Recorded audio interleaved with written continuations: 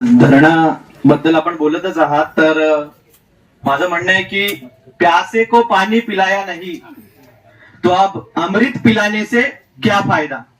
म्हणजे आपण कल्याण डोंबिवलीच्या जनतेला विकासाचा अमृत पाजायला चाललोय, पण आपण आपली पाणी त्यांना पोहोचवण्याची किती दानत आहे आपण तपासली पाहिजे.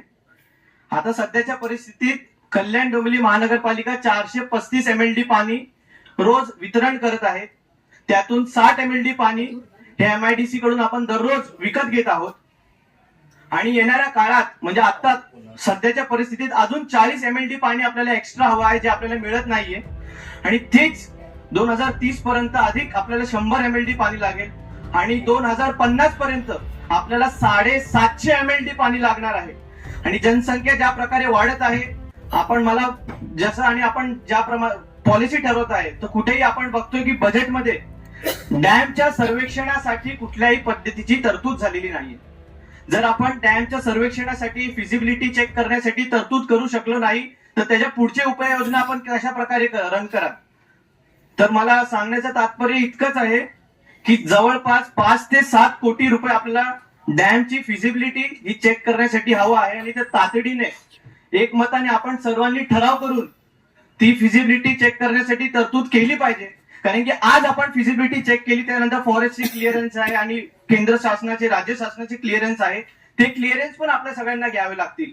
आणि आता जाऊन जर ते केलं तर ते पुढच्या 4, 5 किंवा 6 वर्षानंतर ते शक्य होणार आहे.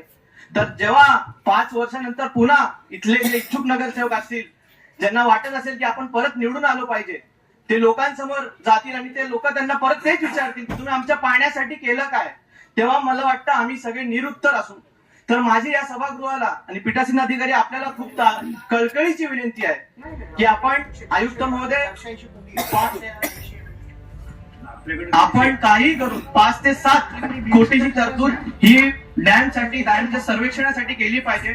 खोपोली असेल, कर्जत भाग असेल, इथे येणारी जी ग्रॅव्हिटी आहे ती आपल्यासाठी खूप चांगली आहे.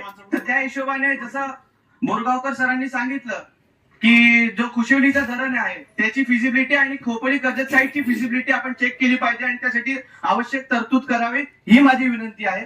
याच्या व्यतिरिक्त जे 27 गावांचा पाणी प्रश्न आहे, आपण बघताय की अमृत 1.0 अंतर्गत जे टाक्यांचं काम चालू आहे, माझे सहकारी सुनीताताई आणि कीर्तिताईंनी हा विषय उचलला होता. तर 214 कोटी हे आता तातडीने आवश्यक आहे अमृत 1.0च्या टाकी कम्प्लिशन साठी.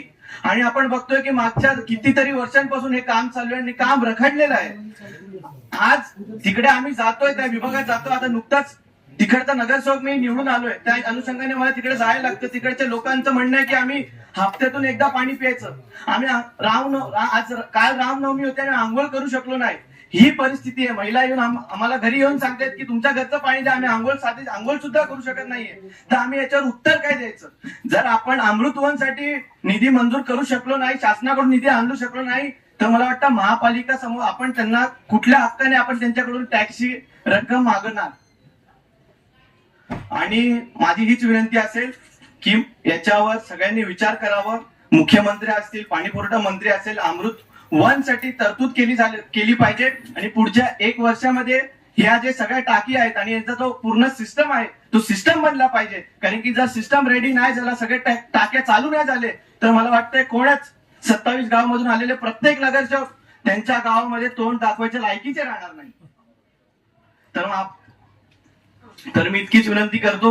धरण आणि अमृत हे तुमच्याकडे एमसी ने आत्ताच गारगाई धरणाचा प्रकल्प हाती घेतलाय. 5,500 कोटीचा तो प्रकल्प आहे. 440 MLD त्यातून पाणी निर्माण होणार आहे. तर आपण तितकं नाही करू शकत, तर आपण कमीत कमी 2 ते 2,500 कोटीचा तो प्रकल्प उभारला पाहिजे. भले मग त्यासाठी 50-100 वर्षाचा आपण लोन घेऊ आणि तो लोन आपण फेडत बसू. पण आता जर केलं तर 5, 6 किंवा 10 वर्षानंतर होईल. पण आता काळाची गरज ही आहे, असं माझं म्हणणं होतं. बरोबर.